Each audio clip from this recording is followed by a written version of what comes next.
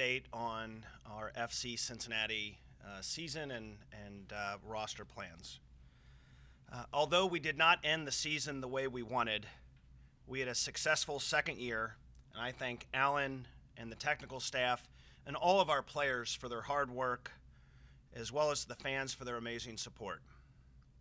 We had an incredible Open Cup run where we advanced past 5 opponents in the tournament on our path to the semifinals.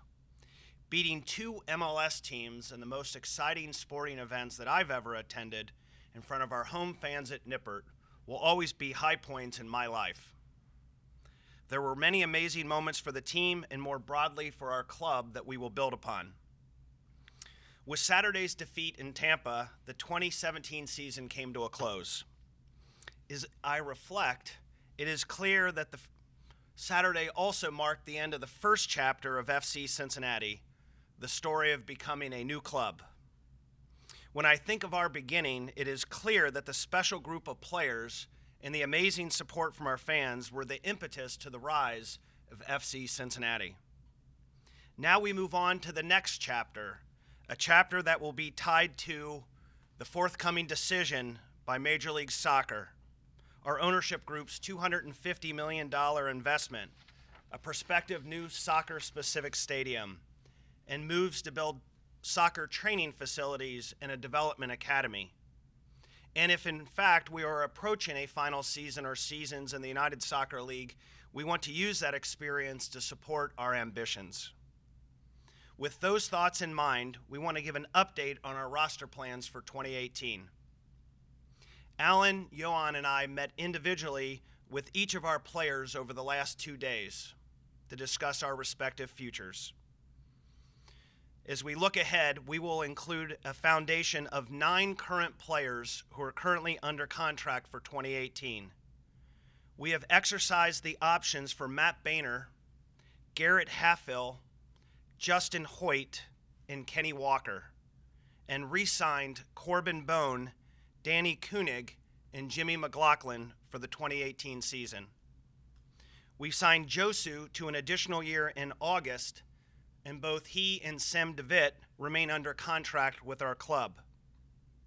While these players are not currently under contract for 2018, we are continuing discussions with Austin Berry, Mitch Hildebrandt, and GB. Plans with Harrison Delbridge, Andrew Wiedemann, and Paul Nicholson will be announced at a future date. While there remains a level of uncertainty, clearly you can see that the roster will look dramatically different in 2018. To be a winning franchise, we know we need to improve our roster across the board. I want you to know that we think very highly of each and every one of our players as individuals, and we wish them the best as they move on in their professional careers, whether they will be lacing up their boots somewhere else in the future or moving on into the next phase of life's work. The inaugurals, as I call them, who helped us build the club over the last 2 years, will always be a special part of not only FCC, but of this city's sports lore. While they did not win a World Series or compete in a Super Bowl or Final Four, they literally did help to create a new sports team in Cincinnati from scratch and represent us with integrity and class. They represented our values as a winning team, a family-friendly club, and a visible franchise in the community.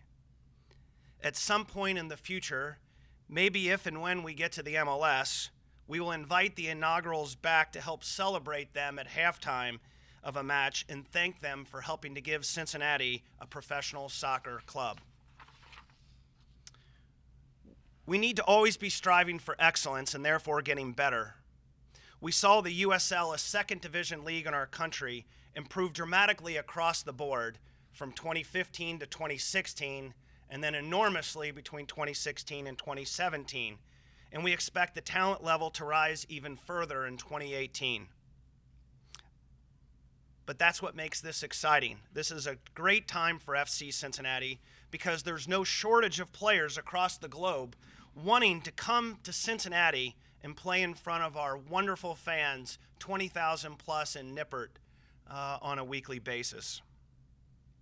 In an effort to address what is going to be an even more talented league next year, we need to prepare appropriately in the offseason in order to be competitive and reach our ambitions. I have said from the beginning that Cincinnati is a major league city with big league sports teams, and competing for a championship will always be one of our goals. Our city and our fans deserve this, and we want to make good on our desire to bring a championship to the Queen City.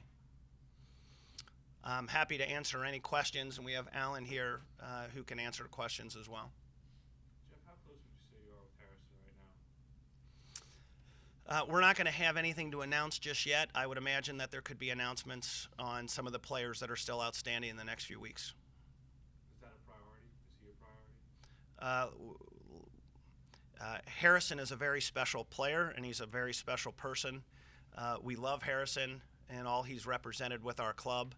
I would say that discussions with Harrison date back to even before this year, at the end of last season. But we're not able to announce anything today. Yes? Yeah, it sounds like you guys are doing things to continue moving, making things bigger, better for you guys. A lot of our viewers wondering about the stadium and if there's any movement on that front. Well, we're not putting shovels in the ground yet, that's for sure. Listen, we continue to have very positive discussions with developers because whatever we do with the stadium will be a part of a broader investment, a broader development into one of our community's neighborhoods. We continue to talk with elected officials about a proposed public-private partnership. We've said that we're going to pay over half the cost of the stadium. So those conversations continue to go well. But certainly we're not quite there yet. But we remain confident that there's a plan that can be a model partnership that shows that this community has learned the lessons of our past and develops a partnership in a manner which doesn't impose a new tax on the local taxpayers. Jeff, is the MLS decision a hitch in the personnel process? Because presumably, if you were to get in, you're going to be drawing from a different pool of talent. Is that going to, I don't want to use the word delay, but is that a hitch in this process that you guys are going to have to wait for? No, it's an advantage already. As I said, there's no shortage of players around the world who want to play in North America, who want to play in the United States. And, we've arguably become the hottest soccer franchise in the United States with what we've achieved in such a short period of time and just the fans and the environment that we have at Nippert. So that's why I'm so excited as we begin this process. Alan Koch literally is going from here to the airport to get on a plane and start meeting with players around the globe.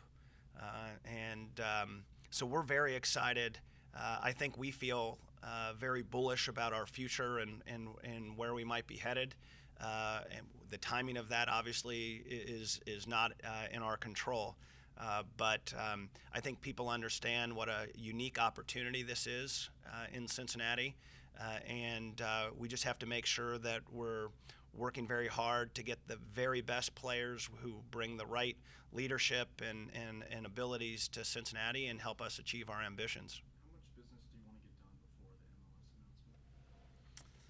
Well, let me say this. We certainly intend to have our roster set before the players return for the preseason. Candidly, last year we didn't after our first season, we didn't handle things the right way. We didn't get the work done appropriately. Players were given almost 4 months off, and player personnel decisions were not made promptly. And as a result, we made 8 roster changes after the season began. And we started the year out behind, and chemistry and things that you would want to have in place to use the preseason to build your squad were not done effectively. And we think that played a part in why we were inconsistent this season. And so we do anticipate that we will have the roster done before the players return. And so the entire group is coming at one time. I will share with you the off season begins immediately. The players who are returning get back to work on Monday, and they will be working through Thanksgiving. And they will be doing specific individual activities to improve their specific game. They'll be working on their bodies and also helping to develop the chemistry that will be the foundational core. Then they'll each have a specialized strength conditioning plan so that when they leave at Thanksgiving and have some time off, they're still back home or wherever they might be traveling to, working to improve their strength and physicality of their game. Those are things that didn't happen last year. And so I'm very confident in our coaching staff led by Alan and with Yo. And now we just go out and find great players.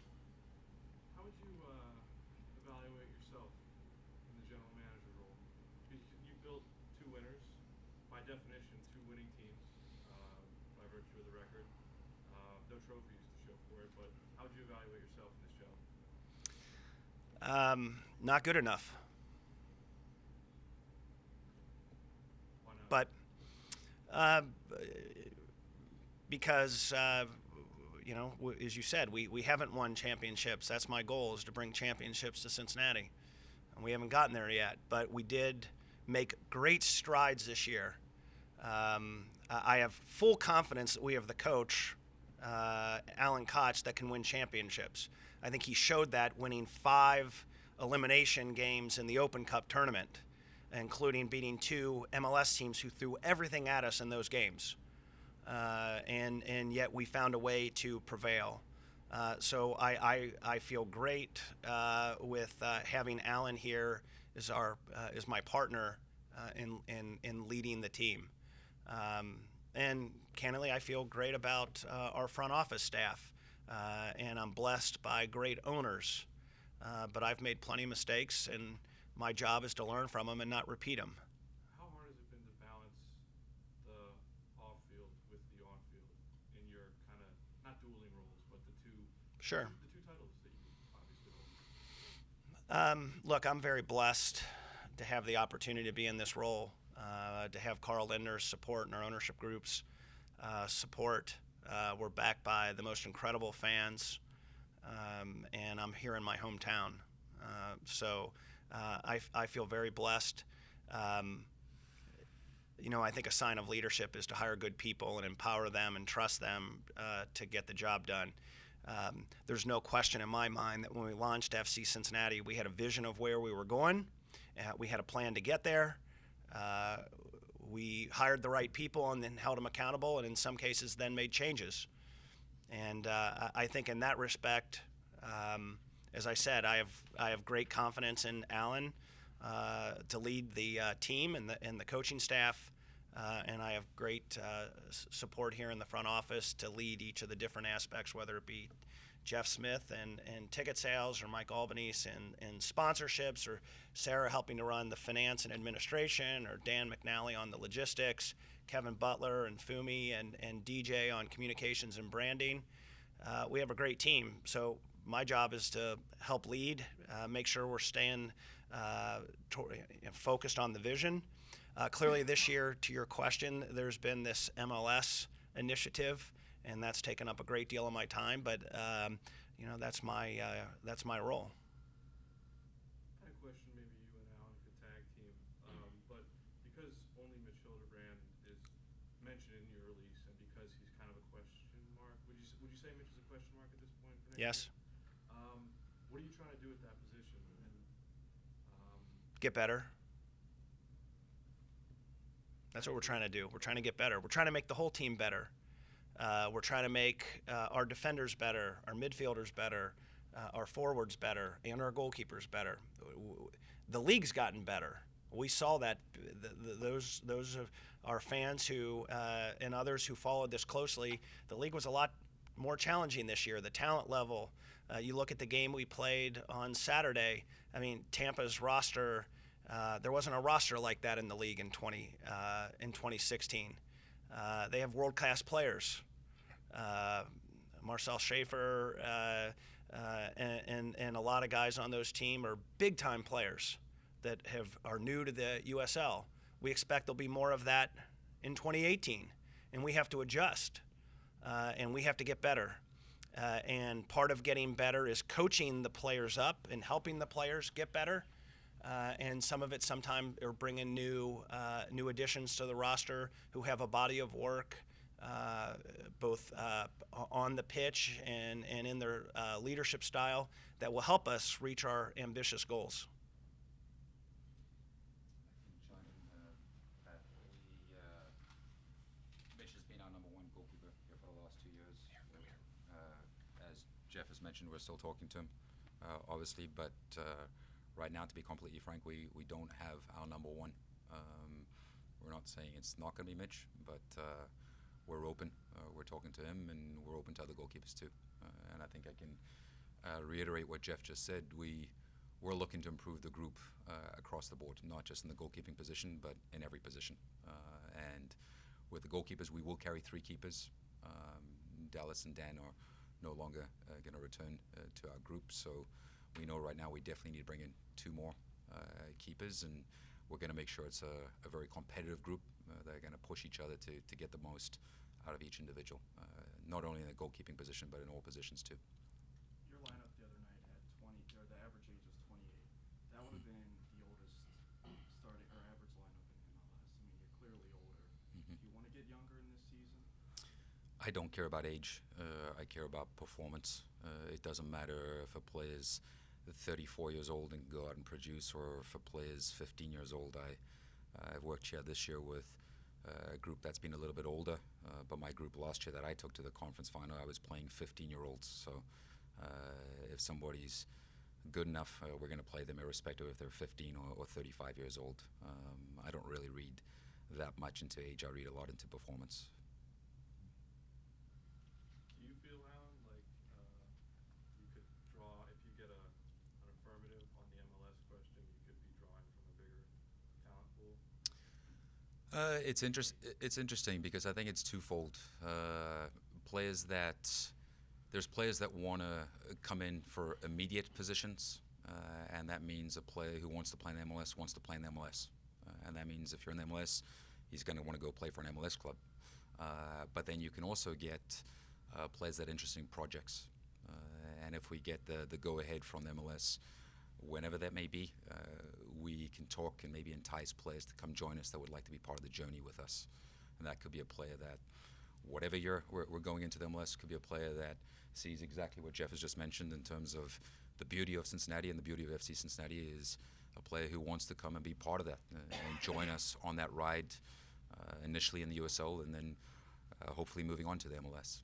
So there are different types of players out there. There's players that I only will play in this league, and there's other players that would like to be part of a journey and a project, which I personally think we're a fantastic project and could be very, very enticing for the right player.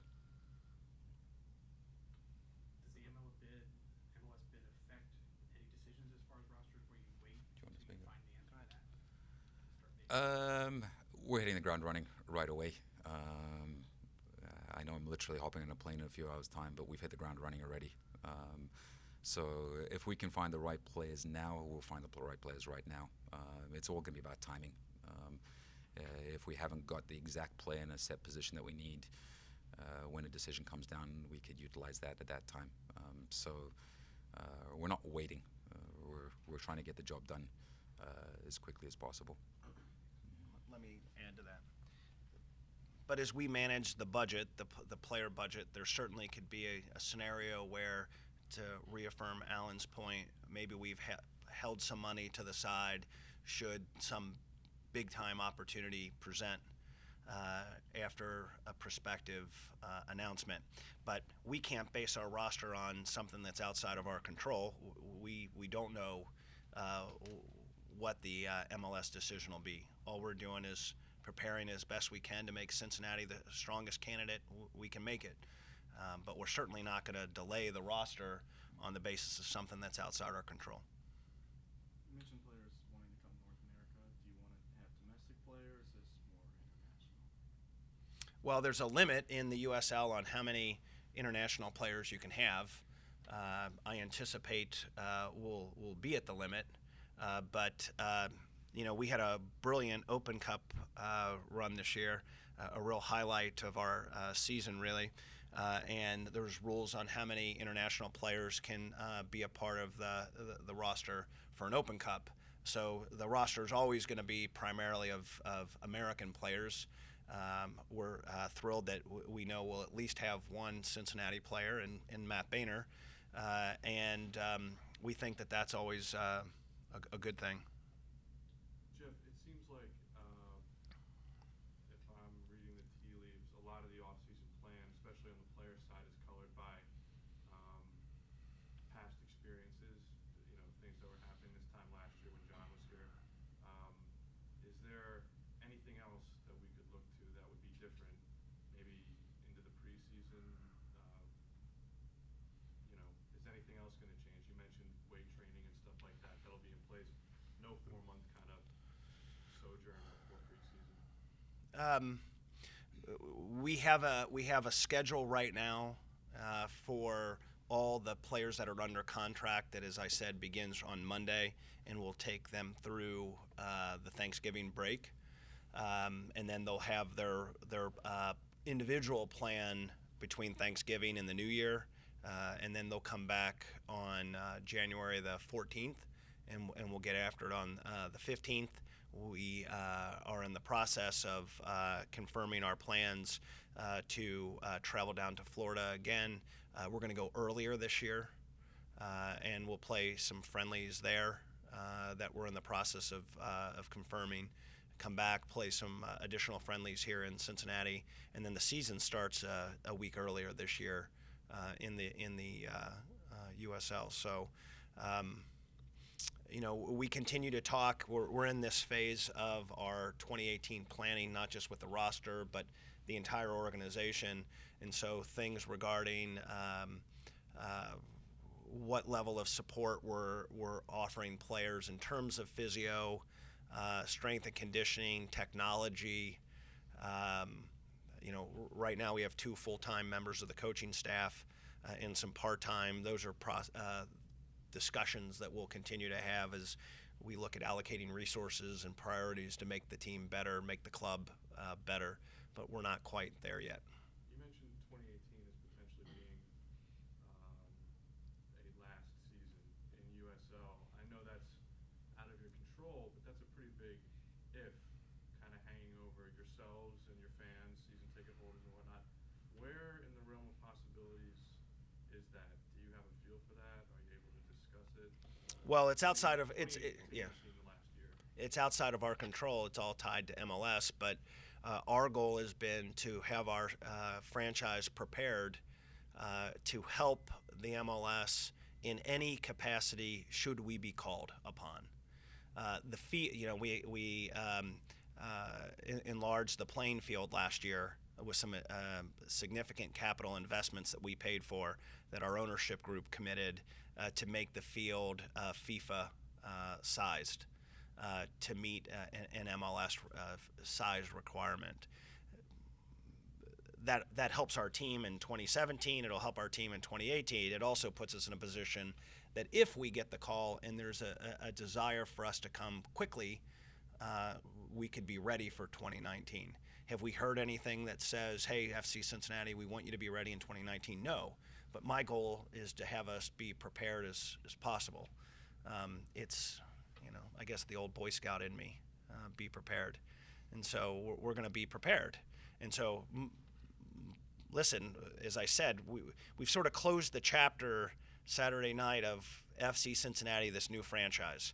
And now it's a very strong pivot into this next chapter, which is colored by what we might hear from the MLS and all those things that I spoke of. And we're going to be prepared, and we're going to make sure that we're taking steps that best prepare us and position us in that chapter of our franchise's history.